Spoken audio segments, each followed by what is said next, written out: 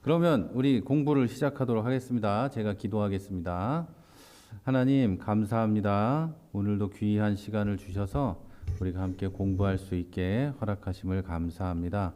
우리 잘 배우고 성화와 성령에 대해서, 관계에 대해서 잘 배우고 우리 삶에도 적용할 수 있는 귀한 시간이 되게 해 주옵소서. 오늘도 하나님께서 함께 하시고 역사하심을 감사합니다. 예수님 이름으로 기도했습니다. 아멘. 네, 오늘은 성령과 성화에 대해서 배웁니다. 성령과 성화, 그러니까 우리 세 번째 시간이 되겠죠. 그리스도를 닮아가는 삶에 대해서 배우는데 세 번째 시간이 되겠습니다. 여러분이 가지고 있는 교재의 세 번째 강의를 보시면 되겠습니다. 세 번째 강의를 챕터 세 번째 페이지로는 35페이지를 여러분 보시면 되겠습니다. 자, 우리가 네, 지금도 마이크 잘 되죠? 네, 지금 연결도 잘 돼 있고, 네, 네. 오늘 이제 우리는 성화와 구원의 관계에 대해서 이제 알아가려고 합니다. 성화는 이제 우리 지난 두 번의 시간 동안 말씀을 드린 대로 단순히 종교적인 용어를 말하는 것은 아닙니다. 이 성화는 우리 기독교인의 삶에 아주 중요한 삶의 여정이라고 할 수 있겠습니다.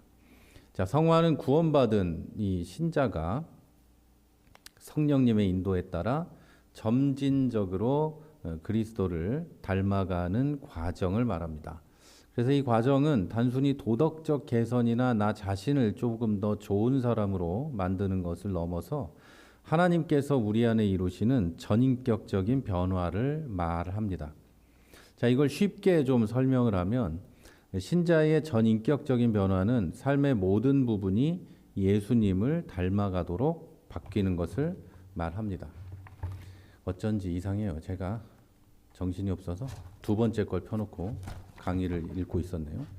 자, 여러분, 그래서 우리는 이 성화의 과정에서 성령을 따르고 그리스도의 형상을 닮아가도록 애를 써야 됩니다.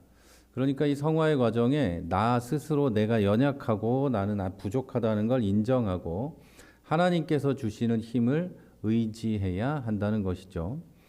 여러분 다 이 씨앗을 심고 식물을 키워본 경험이 있으실 거예요. 자, 씨앗은 우리가 볼 때 굉장히 작지만 시간이 지나면 싹을 틔우고 나무로 자라기 시작합니다.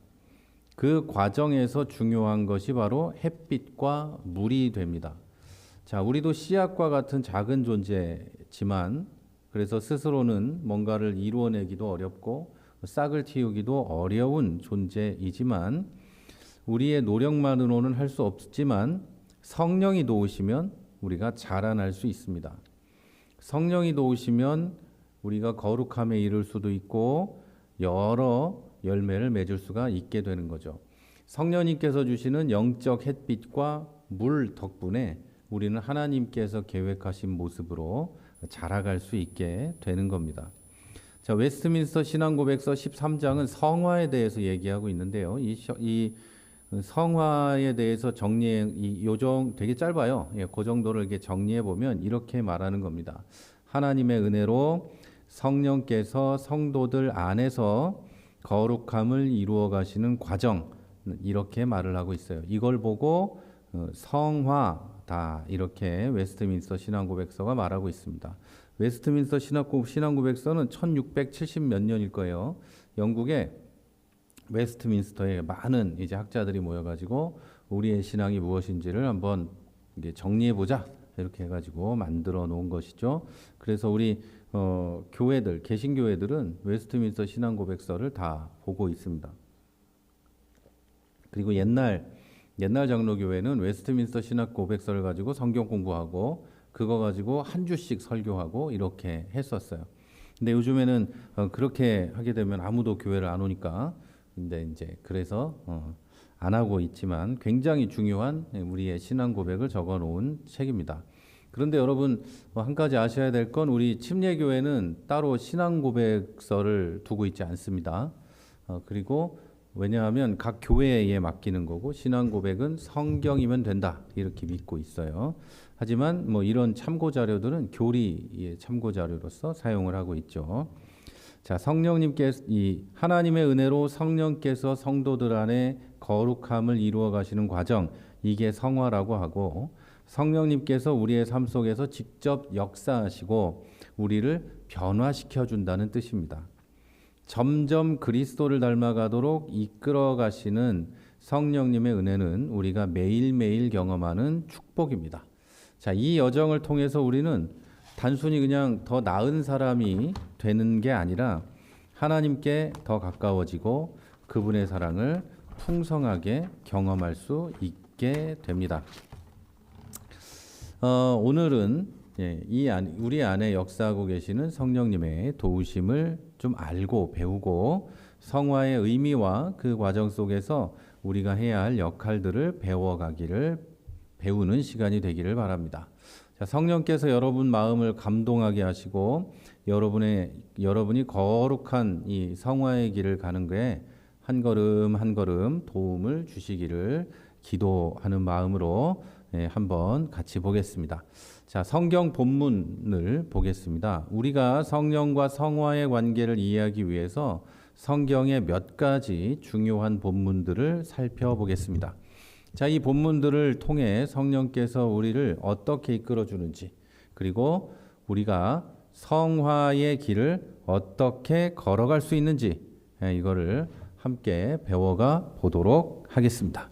자, 갈라디아서 5장 16절에서 17절을 보면 이렇게 써 있습니다. 내가 이르노니 너희는 성령을 따라 행하라. 그리하면 육체의 욕심을 이루지 아니하리라. 육체의 소욕은 성령을 거스르고 성령은 육체를 거스르나니 이 둘이 서로 대적함으로 너희가 원하는 것을 얻지 못하게 하려 함이니라. 아멘. 자, 육체의 소욕이 있고 성령이 있습니다. 자, 성령은 육체를 거스르고 육체는 성령을 거스르고 이렇게 서로 거스르는 사이다. 이렇게 말을 합니다. 여기서 바울은 성령을 따르는 삶이 육체의 욕심을 이기는 유일한 방법이다. 이렇게 이야기하고 있는 거예요. 성령을 따라야만 육체의 욕심을 이기고 육체의 악한 것들을 이길 수 있다. 이렇게 말을 하는 거죠. 우리의 본성은 여전히 죄와 욕심을 추구합니다. 그런데 그 죄와 욕심을 추구하는 우리 본성을 이기기 위해서는 성령의 도우심을 받아야 하고 이러한 유혹을 이기고 점점 하나님께 나아갈 때 이 성령의 도우심을 받은 사람이 그 길을 갈 수 있는 겁니다. 내 마음으로 아무리 열심히 결심하고 결단해도 그게 되는 게 아닙니다. 그게 사람의 어떤 고행이나 결심으로 할 수 있는 게 아니라는 거죠. 여러분, 육체의 욕심이라는 건 단순한 본능적인 욕구를 넘어서 하나님을 거스르는 모든 자기중심적인 성향을 말합니다. 하나님이 원하는 걸 안 하려고 하는 것, 하나님이 원하는 걸 싫어하는 것, 자, 이런 것들을 이 성령은 싫어하고 그런 것들을 육체의 욕심이라고 부릅니다. 헬라어로 육체를 뜻하는 사르크스는 단순히 물리적인 몸을 말하는 게 아니고요. 하나님과 반대되는 인간의 본성을 가리킵니다. 자, 이런 하나님의 뜻과 하나님께서 사랑하는 모든 것을 거스르는 인간의 죄악된 본성은 우리가 그리스도를 닮아가는 걸 조금 방해하는 게 아니고 조금씩 괴롭히는 게 아니고 적극적으로 방해합니다. 우리의 육신의 이 죄악된 본성이 성화되어 가는 것을 적극적으로 반대한다는 뜻이죠. 따라서 성화는 아직도 육신을 안고 육신 안에 있는 육신을 가지고 있는 우리는 성화를 스스로 이룰 수 없고 성령의 능력에 전적으로 의지해야만 성화를 이룰 수 있습니다. 그래서 성령께서 이끄시고 우리가 순종하며 따를 때 하나님께서 원하시는 거룩한 길을 갈 수 있는 것이죠. 자, 우리 삶 속에서 타인의 성공을 질투하는 감정이 생길 때가 있고 내가 중심이 돼서 남이 가진 걸 가지지 못한 게 분노스러울 때가 있고 뭐 그런 것들이 있어요. 이런 것들은 이런 욕망은 모두 육체의 욕심에서 비롯됩니다. 성령의 능력을 의지하지 않으면 이런 감정 같은 게 통제가 되질 않아요. 성령의 인도하심을 받으면 우리는 이런 욕심에서 벗어나서 그리스도를 닮은 더 큰 사랑과 섬김의 마음을 가질 수 있습니다. 자, 이것은 단지 도덕적으로 좋은 사람이 되기 위한 게 아니라 하나님이 원하시는 방향으로 우리를 변화시키기 위한 거예요. 성령을 따를 때 우리는 육체의 욕망과 욕심을 성령의 은혜로, 성령의 역사로 컨트롤할 수가 있고, 그렇게 하게 되면 우리는 단지 좋은 사람만 되는 게 아니라 하나님께서 원하는 방향으로 변화되어 갈 수 있다는 뜻입니다. 자, 갈라디아서 5장 22절부터 23절까지 보면 오직 성령의 열매는 사랑과 희락과 화평과 오래 참음과 자비와 양선과 충성과 온유와 절제니, 이렇게 되어 있어요. 그리고 이 같은 것을 금지할 법이 없느니라. 이게 제일 중요한 말입니다. 앞에 써 있는 9가지 열매 숫자가 중요한 게 아니고요. 성령의 열매는 금지할 법이 없다. 이것이 중요한 겁니다. 그래서 여러분 성경을 읽을 때요, 앞에 주어가 뭐고 마지막에 서술어가 뭔지 이걸 좀 자세히 보셔야 돼요. 자, 이 문장에서는 오직 성령의 열매는, 그리고 뒤에 가면 금지할 것이 없다. 이걸로 문장이 끝나죠. 중간에 있는 건 없어도 이 문장이 완성이 되잖아요. 예, 그게 중요한 겁니다. 물론 중간에 있는 게 안 중요하다는 건 아니지만 이 문장을 제대로 이해하려면 앞뒤를 맞춰보는 게 제일 중요한데, 성령의 열매는 거스를 수 없고 금지할 수 없다. 이게 중요한 말입니다. 내가 원치 않아도 성령의 열매는 나에게서 맺혀지게 되어 있어요. 그게 기본적인 이 베이스에 깔려 있는 겁니다. 자, 바울은 성령의 열매가 신자의 삶에서 맺혀야 하는 거룩함의 열매다. 이렇게 설명을 해요. 헬라어로 카르포스라고 하는데요. 열매라는 단어가 나와요. 이 열매는 농사 지을 때 쓰는 단어로 여기 써 있는 거예요. 농사를 지으면 뭐 하늘에서 비가 오고 해가 비치고 그러면 열매가 맺죠. 그거는 나무가 뭘 하는 일이 아니에요. 그 나무는 꽂혀 있고요. 심겨져 있고, 거기에 이제 이 열매를 맺도록 양분을 주고 하는 분은 농부고 하나님이시고, 하늘에서 비도 내리고 햇빛도 비추고 다 하나님이 하시는 거예요. 자, 성령께서 우리 안에서 역사하셔서 내적, 실제적, 지속적으로 자라나는 변화가 우리 안에 그 열매로 보여진다. 그런 거예요. 그 열매는 눈에 보인다는 뜻입니다. 자동으로 맺혀지면서도 눈에 보인다는 거예요. 자, 따라서 성령의 열매는 성령의 역사로 자연스럽게 성도가 자라면서 열매 맺는 것을 의미합니다. 그래서 여러분, 성도는 예수님 안에 있으면 열매를 맺습니다. 자기가 너무너무 싫어요, 난 열매를 맺기 싫어요 해도 열매를 맺고요. 그 사람이 성도가 아니라면, 진짜 그리스도인이 아닌 가짜 쭉정이라면 아무리 애를 써도 열매를 맺지 못합니다. 인간은 좀 착해질 수 있겠죠. 예, 그러나 사람이 착해지는 거하고 이 정도의 열매 맺는 건 다릅니다. 여러분, 기독교인의 사랑은 수준이 다릅니다. 비교할 수 없는 수준의 사랑이고요. 기독교인이 가진 기쁨도 마찬가지고, 화평, 인내, 자비, 양선, 충성, 온유, 절제, 이것들 다 인간이 스스로 애써서 맺을 수 있는 그 수준하고는 차원이 달라요. 예수님께서 맺으신 열매들, 성령의 도움으로 우리도 맺는 거예요. 자, 이 열매들을 통해서 우리는 하나님께 영광 돌리고 세상 속에서 그리스도의 증인으로 살아가게 되는 겁니다. 그래서 제가 항상 말씀드리죠. 이건 자동이다. 오토매틱이다. 여러분이 안 하려고 해도 하게 돼 있어요. 예수 믿는 사람은. 가끔 이런 생각이 들 때가 있죠. 내가 왜 이러고 있을까? 내가 왜 저런 것들한테 시달리고 있을까? 이런 생각을 할 때가 있을 수 있거든요. 여러분, 그거 다 예수 믿어서 그런 거예요. 예수 믿기 때문에 참게 되고, 예수 믿기 때문에 옛날에는 꼴보기 싫었을 텐데 요즘에는 축하해주고 막 이런 사람으로 변하는 거예요. 예수 믿으면. 자, 현실적으로 생각해 보면, 인내를 한번 생각해 보면 일상 속에서 인내해야 될 문제들이 많이 일어납니다. 예를 들어서 직장 동료와의 갈등, 가족 간의 오해, 운전하다가 우리는 본능적으로, 감정적으로 대응하기 쉬워요. 하지만 성령의 도우심을 구하면 우리는 인내를 통해 분노나 반발이나 폭력이나 이런 것 대신에 우리는 이해를 택하고 인내를 택하고 사랑을 택할 수 있어요. 오래 참는 걸 할 수 있다는 거죠. 하나님께서 우리를 오래 참으신 것처럼 우리도 오래 참는 것을 할 수 있게 된다는 뜻입니다. 이건 단순히 우리의 성격을 개선하거나 사회적으로 좋은 사람이 되는 걸 의미하는 게 아니고 그리스도의 성품을 드러내고 하나님께 영광을 돌리게 되는 중요한 과정입니다. 자, 로마서 8장 13절을 보면 또 이렇게 써 있어요. 너희가 육신대로 살면 반드시 죽을 것이로되 영으로서 몸의 행실을 죽이면 살리니 이렇게 돼 있습니다. 자, 바울은 성령의 능력으로 죄악된 육신의 본성을 죽이는 것이 성화에 있어서 중요한 과정이라고 이야기합니다.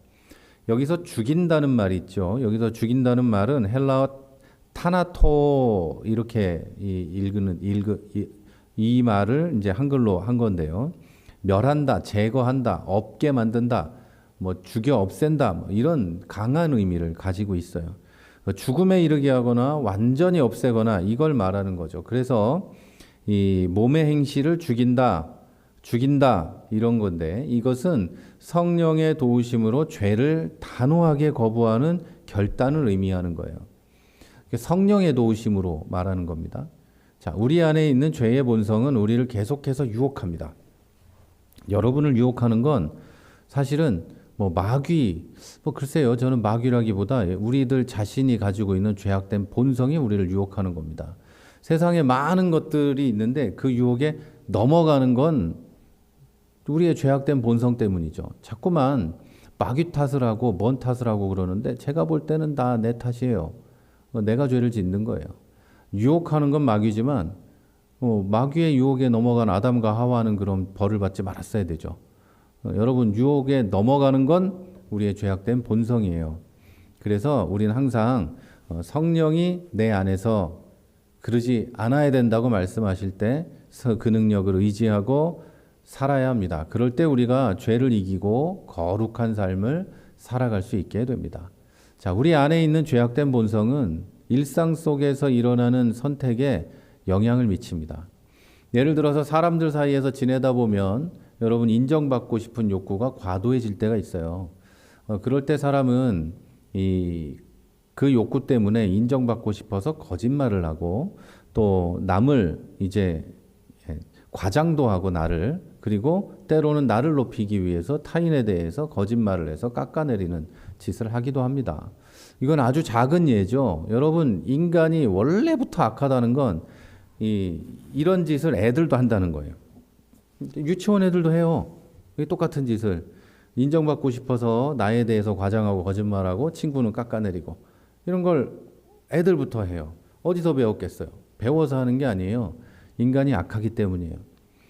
여러분, 아주 작은 예지만 더 큰 일도 사람에 따라서는 벌일 수가 있어요.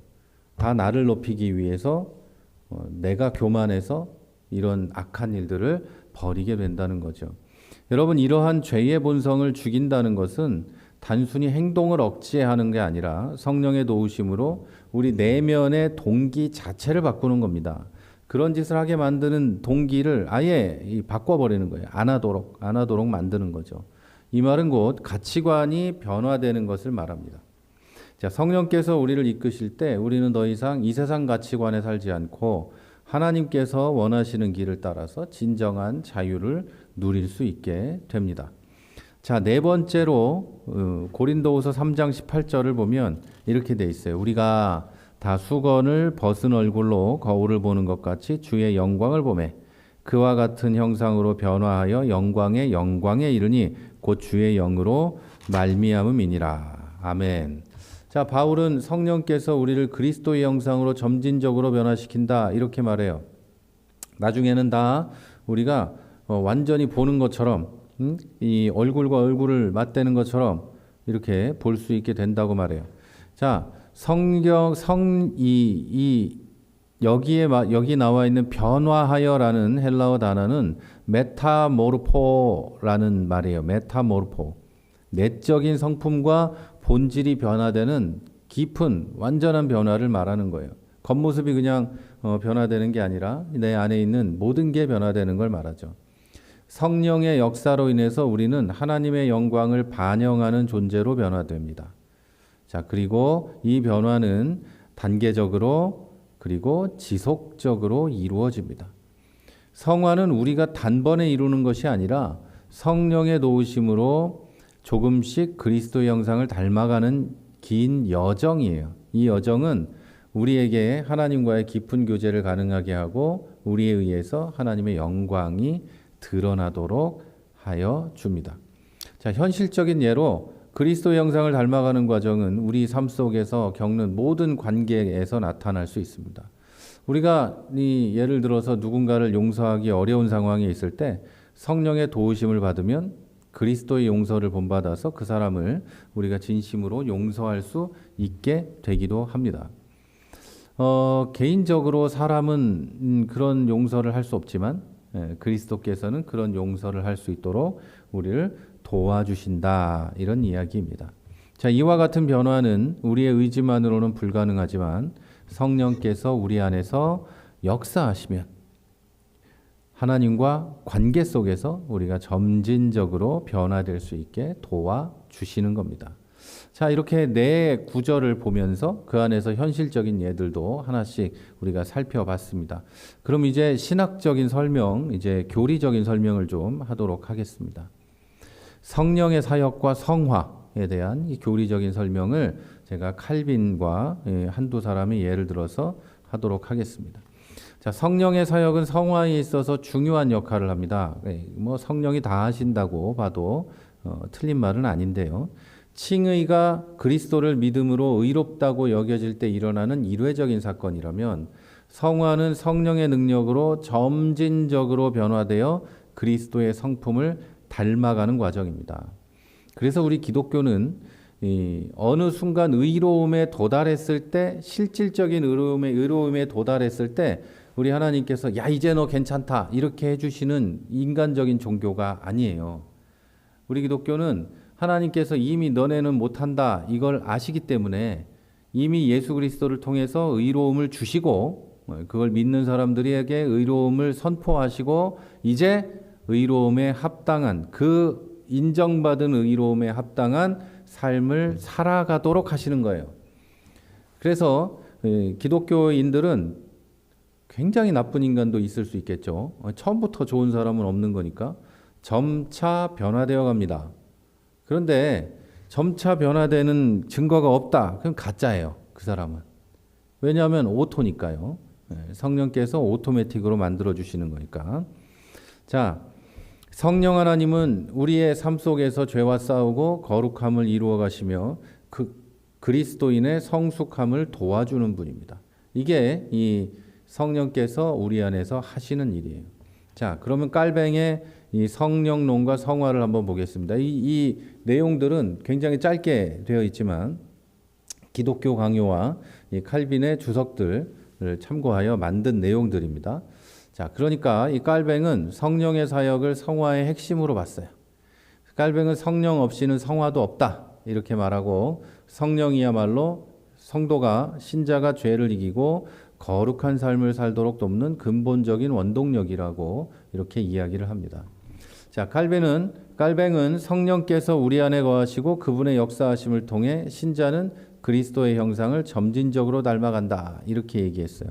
성령께서 우리 안에 계시고 우리 안에서 역사하심으로 내가 그리스도의 형상을 점진적으로 닮아간다 이런 이야기입니다.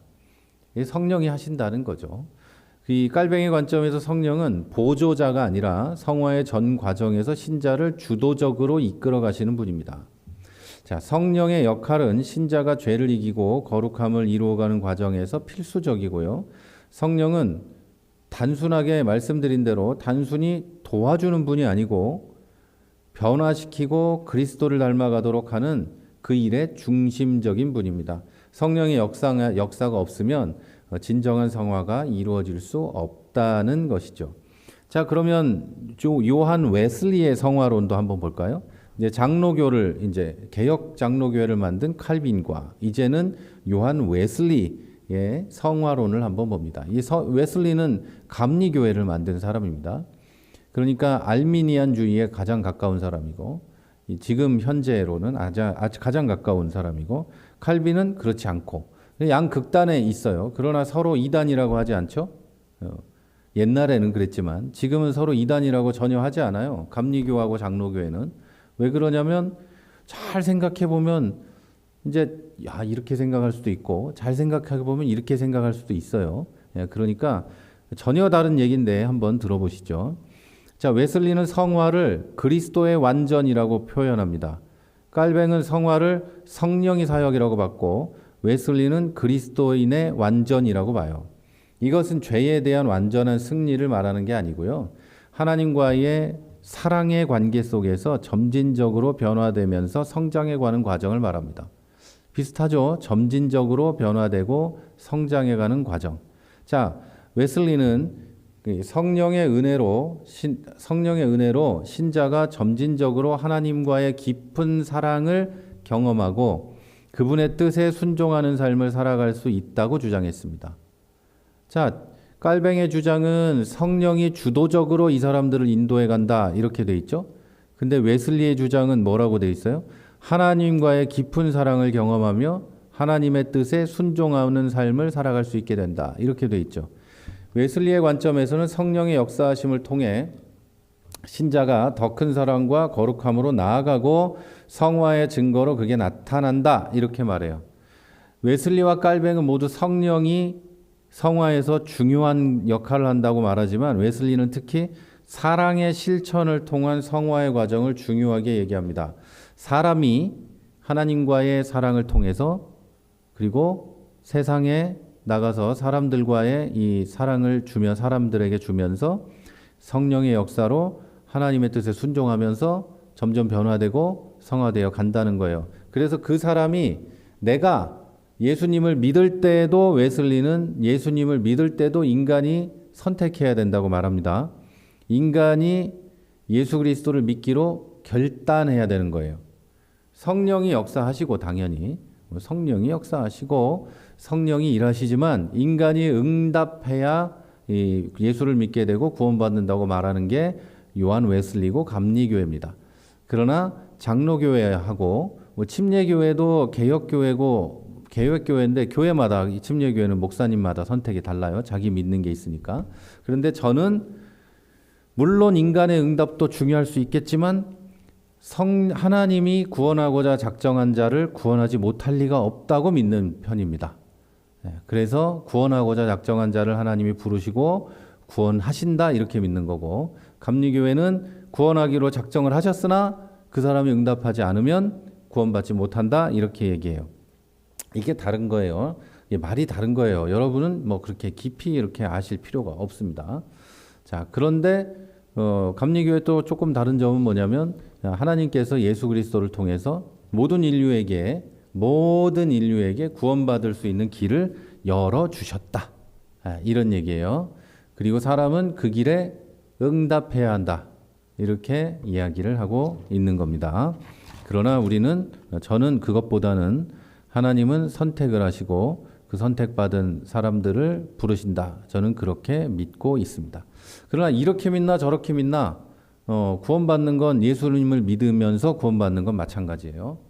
근데 구원받는 과정을 무엇이라고 설명하느냐가 다른 겁니다. 자, 그 부분이 다른 거예요. 자, 그럼 루터의 성령론과 성화도 한번 볼까요? 루터도 종교개혁자니까. 루터는 성령의 사역을 강조하면서 신자는 자신의 힘으로는 절대 성화를 이룰 수가 없다고 말합니다. 자, 루터는 성령의 역할을 내면의 변화와 연결지어서 설명했고, 성령께서 신자의 마음을 변화시킴으로써 성화가 가능하다고 봤어요. 자, 이렇게 말합니다. 성령께서 우리의 마음에 하나님을 향한 사랑과 순종의 마음을 심어주실 때 우리는 비로소 거룩함을 향해 나아갈 수 있다. 이렇게 말을 합니다. 자, 이것은 성화가 우리 스스로 의지로 이루어지는 게 아니라 성령의 인도와 능력에 의존하고 있다는 걸 보여주고 있습니다. 자, 그럼 이제 이 세 명을 살펴봤는데 결론적으로 성령의 역할과 성화의 과정을 한번 보겠습니다. 성령의 역할은 신자의 내면을 변화시키는 것에만 그치지 않고요. 신자의 삶 전체에 걸쳐서 나타납니다. 성령께서 신자를 인도하시고 가르치시고 때로는 훈련하시고 연단하십니다. 자, 이러한 성령의 역사로 성화의 과정은 단지 죄를 멀리하는 데 그치는 게 아니라 적극적으로 그리스도의 성품을 닮아가게 됩니다. 예를 들어서 성령께서는 우리 성도들에게 사랑, 기쁨, 화평, 인내와 같은 성령의 열매를 맺게 하시고 이 열매들은 그 사람이 변화되었음을 보여주는 증거가 됩니다. 열매로 그 사람을 판단할 수 있다고 성경은 얘기하고 있죠. 그러니까 우리에게 이런 열매가 맺혀지지 않고 있다면 그 사람은 자기 자신을 돌아봐야만 하는 거죠. 자, 헬라어로 성령을 뜻하는 단어는 파라클레토스입니다. 이건 우리말로는 보혜사로 번역이 되어 있는데요. 보혜사, 굉장히 어려운 말이죠. 돕는 자, 위로자라는 뜻입니다. 그래서 보혜사 성령, 이걸 이렇게 말하는데 돕고 위로하는 성령님, 이렇게 말하면 정확합니다. 자, 이 성령은 단순히 인생에 조언을 주는 분이 아니고요. 직접 도우십니다. 이런 맥락에서 성령께서 우리의 삶을 이끌어 가실 때 우리는 단지 성경이나 세상의 규칙을 지키는 수준이 아니라 그리스도의 형상을 닮아가는 깊은 변화를 경험하게 됩니다. 자, 성화의 여정에서 성령의 역사하심은 지속적이고 신자가 하나님의 말씀에 순종할 수 있도록 도우시고 죄를 이기며 하나님께 더 가까이 가게 하십니다. 성령의 인도하심을 받는 신자는 더 이상 자기 욕망에 따라 살지 않고 하나님의 뜻에 따라서 사는 사람으로 변화됩니다. 자, 이러한 변화는 단순히 행동의 변화가 아니라 마음과 생각 그리고 삶 전체의 변화를 포함합니다. 진짜 변한 사람은 교회에서만 그러지 않고 나가서도 그렇게 행동하고 이렇게 된다는 뜻입니다. 자, 성경에 나와 있는 몇몇 사람들의 사례를 살펴보도록 하겠습니다. 네 번째로 성경에는 성령의 도우심을 통해 성화의 과정을 경험한 많은 인물이 나오는데 이 중에 몇 사람만 살펴보겠습니다. 자, 이 중에 몇 사람을 보면서 우리가 성화의 여정을 걷는 데 있어서 도움이 되고 힘이 될 수 있습니다. 욥을 한번 볼까요? 욥은 제가 어깨가 아파서 욥은요 성경에서 고난과 성화를 깊이 경험한 대표적인 인물입니다. 이해할 수 없는 고난 속에서 자신의 믿음이 시험을 받아요. 욥기 23장 10절에 보면 욥이 이렇게 고백합니다. 그러나 내가 가는 길을 그가 아시나니 그가 나를 단련하신 후에는 내가 순금과 같이 되어 나오리라. 이렇게 고백해요. 고난이 그의 삶을 더 깊이 변화시킬 것을 욥은 믿고 있었습니다. 욥은 성령의 도우심을 의지해서 하나님을 신뢰했고 고난을 통해 성화된 삶을 살게 되었습니다. 우리도 삶에서 이해할 수 없는 어려운 일을 만날 때가 있습니다. 그럴 때 욥처럼 성령의 도우심을 의지하고 성화를 이루어 가야 할 줄로 믿습니다. 자, 그 다음은 바울의 고난과 성화를 한번 살펴볼까요? 바울의 고난. 자, 바울은 그의 사역 가운데 많은 고난을 경험합니다. 바울이 스스로 말한 것처럼 바울은 어마어마한 고난을 당했어요.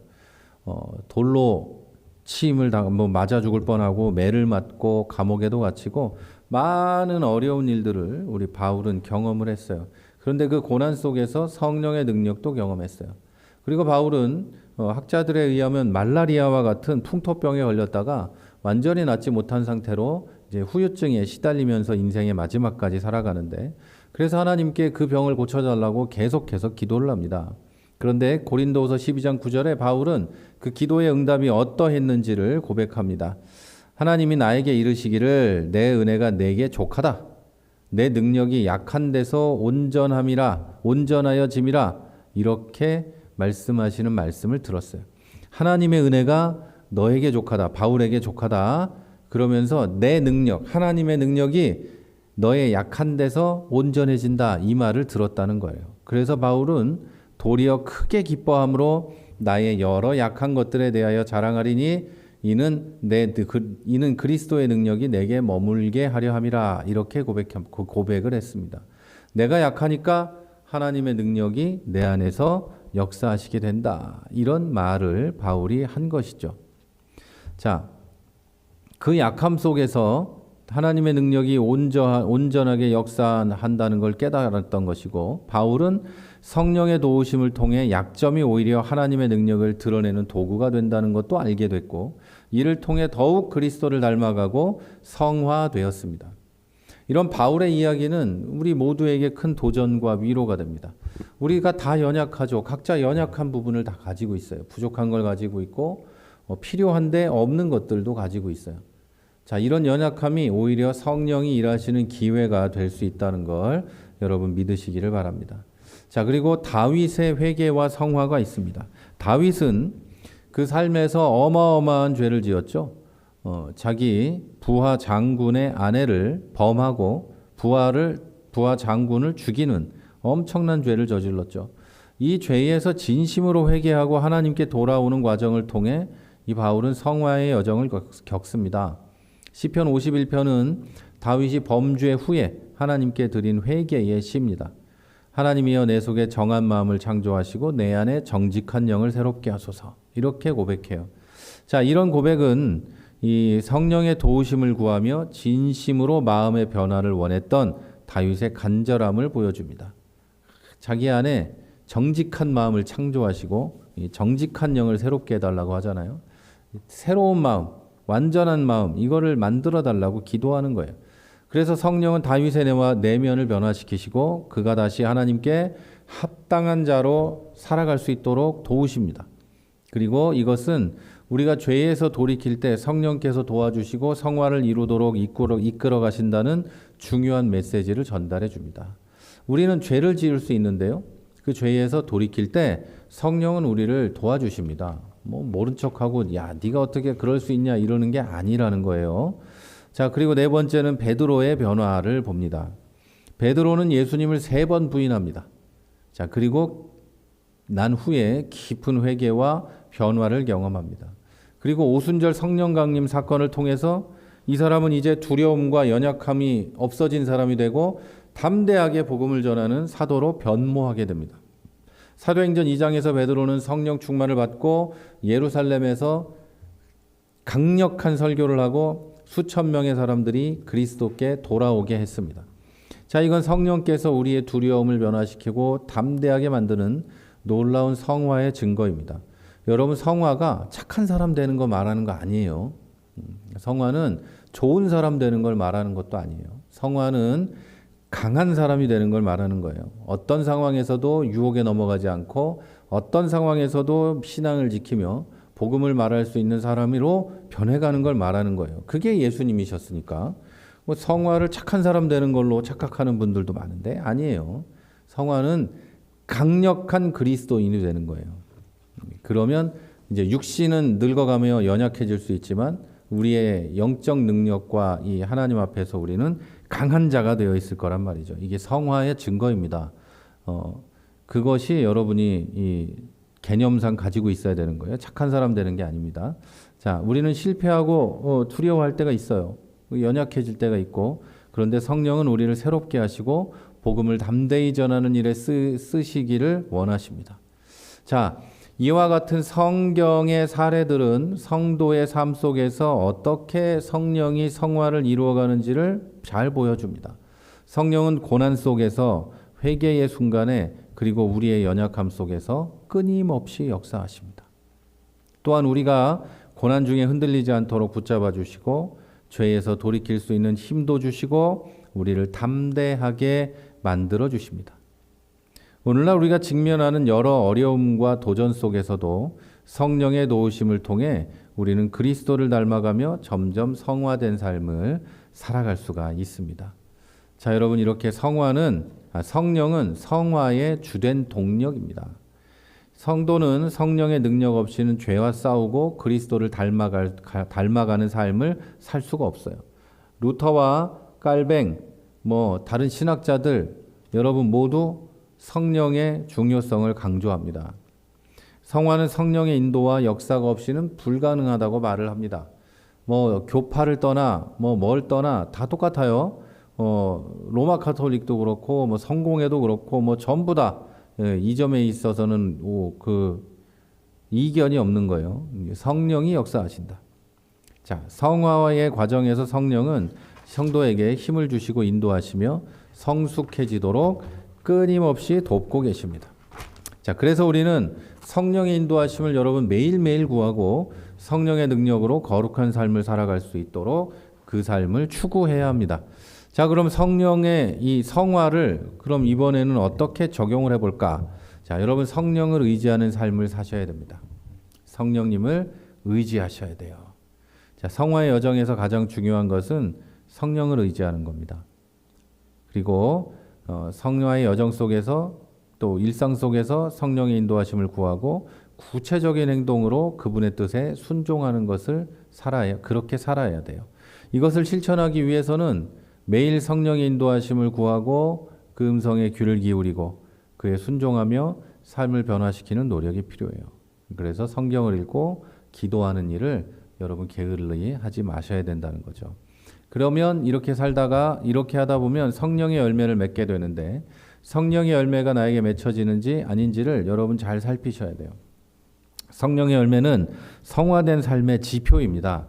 그렇기 때문에 삶에서 드러나는 성령의 열매를 통해서 우리는 그리스도의 성품을 나타낼 수 있어요. 사랑, 기쁨, 화평, 오래 참음, 자비, 양선, 충성, 온유, 절제 이것을 실천해야 됩니다. 자동으로 맺는 열매이기도 하지만 여러분이 실천도 하셔야 됩니다. 사랑하도록 애를 써야 열매가 맺겠죠. 당연히. 애를 써서 나는 사랑하지 않겠어 그러면 열매는 맺을 수 없겠죠, 여러분. 그리고 다시 한번 말씀드리지만 성령의 인도하심을 구하고 성령의 음성에 민감하셔야 됩니다. 자, 이게 성령이 나에게 이야기하시는 건가? 아닌가? 이렇게 살피셔야 한다는 거예요. 자, 이제 결론으로 말씀드립니다. 오늘 우리는 성령의 사역과 성화의 과정을 잘 살펴봤어요. 성령께서 우리 삶에서 성화를 이루어 가시는 것은 단순하게 우리의 노력으로 되는 게 아닙니다. 하나님께서 우리에게 주시는 은혜와 능력으로 이루어집니다. 그래서 종교개혁자들을 비롯한 신학자들이 한결같이 강조합니다. 성령의 도우심 없이는 진정한 성화를 이룰 수 없다. 자, 여러분 스스로 아무리 노력해도 여러분 좋은 사람 되는 것 외에는 아무것도 될 수 없습니다. 자, 성화의 여정은 우리의 매일매일의 선택과 결단을 통해서 이루어집니다. 그리고 우리가 성령의 인도에 순종할 때 점점 더 그리스도를 닮아가게 됩니다. 자, 성령께서는 우리의 인생 가운데 여러분 늘 함께 하시고 우리를 죄에서 자유하게 하시고 거룩함으로 이끌어 주십니다. 자, 이 변화는 내면에서 시작돼서 외적으로도 드러나고 결국 주변 사람들에게도 선한 영향을 미치게 됩니다. 자, 여러분 하나님께서는 여러분을 성화의 여정으로 불러주셨어요. 그리고 그 길을 걸을 수 있는 힘과 용기를 주셨습니다. 그리고 그 힘과 용기는 성령을 통해서 여러분에게 부어주십니다. 여러분 이 말이 제일 중요해요. 여러분은 혼자가 아니에요. 내가 좋은 사람 되고 싶다고 노력한다고 되는 게 아니고 여러분이 아무리 애를 쓴다고 좋은 사람이 되는 것도 아니에요. 좋은 그리스도인이 되는 것도 아니에요. 그리고 어렵고 힘들고 괴로울 때 여러분이 혼자가 아닌 걸 기억하십시오. 요즘에 뭐 혼자 걷지 않을 거예요라는 찬양이 굉장히 유행하고 있던데 뭐 찬양이라기보다 노래죠. 즐거운 노래, 우리 마음을 위로하는 노래. 그런데 뭐 나쁘다는 게 아니고 찬양이라고 부를 수는 없지만 하나님을 높이는 게 아니니까요. 찬양이라고 부를 수는 없지만 굉장히 좋더라고요. 그러니까 여러분 어렵고 힘들 때, 괴로울 때 내가 이렇게 해도 되나 싶을 때 성령이 여러분과 함께 계시다는 걸 잊지 마시기 바랍니다. 성령께서 항상 여러분과 함께하고 계시고 이 여정을 걸어가는 동안 우리를 도와주고 계신다는 걸 기억하시기 바랍니다. 여러분 성화의 길은 때로 힘들고 어려워요. 그런데 그 과정을 통해 우리는 하나님의 깊은 사랑과 은혜를 더 많이 경험하게 될 줄 믿습니다. 자, 이제 여러분 모두 이 성화의 길을 걸어가면서 성령의 도우심을 경험하고 매일매일 삶 속에서 거룩한 열매를 맺을 수 있기를 기도하겠습니다. 또 여러분 서로 격려하시면서 기도해 주시고 그러면서 또 성령의 인도함 속에서 여러분이 평안하게 기쁨 속에서 이 성화의 여정을 걸어가시기를 주님의 이름으로 축복합니다. 네, 오늘 여기서 마치고요. 제가 기도하도록 하겠습니다. 원래 50분 전에 끝났어야 되는데 늦게 시작하는 바람에 오늘 이렇게 됐네요. 제가 오늘 기도하고 마치도록 하겠습니다. 하나님, 은혜를 감사합니다. 오늘도 성화에 대해서 배웠습니다. 우리가 나 스스로 열심히 무엇을 이루려는 노력을 하는 게 아니라 성령의 역사하심에 순종하는 노력을 하게 해주옵소서. 성령이 말씀하시는 것에 귀를 기울이고 나를 어느 길로 인도해 가는지 잘 따라가며 성령의 열매를 맺고 성화의 열매를 맺어가는 주의 성도들이 되게 하여 주시옵소서.